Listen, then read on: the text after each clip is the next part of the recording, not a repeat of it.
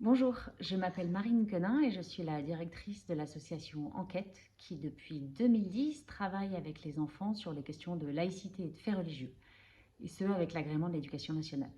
Je souhaitais vous présenter un projet.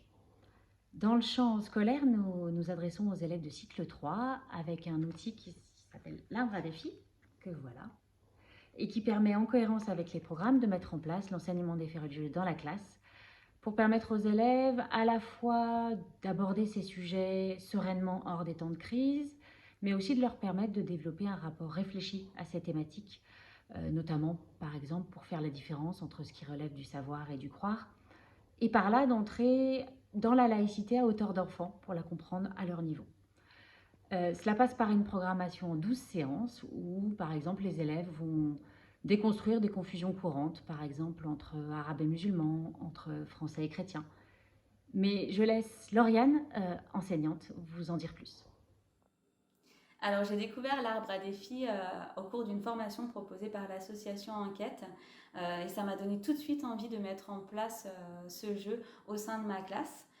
Tout de suite, j'ai senti que mes élèves adoraient ce jeu parce que finalement, c'était pour eux une façon ludique d'aborder la laïcité, ce qui n'est pas toujours simple.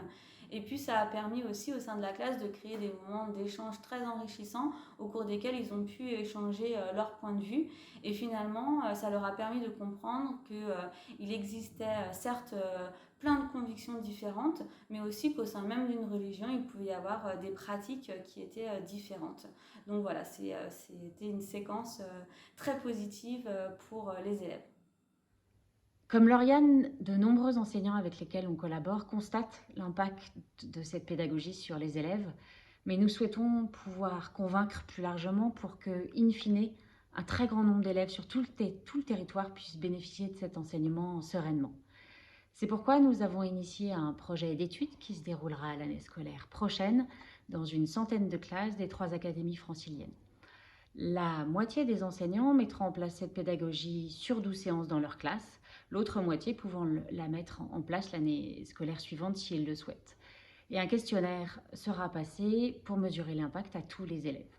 Les enseignants seront bien évidemment accompagnés pour prendre en main cet outil concrètement.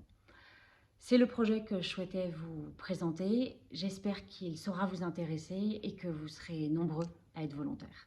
Un grand merci par avance.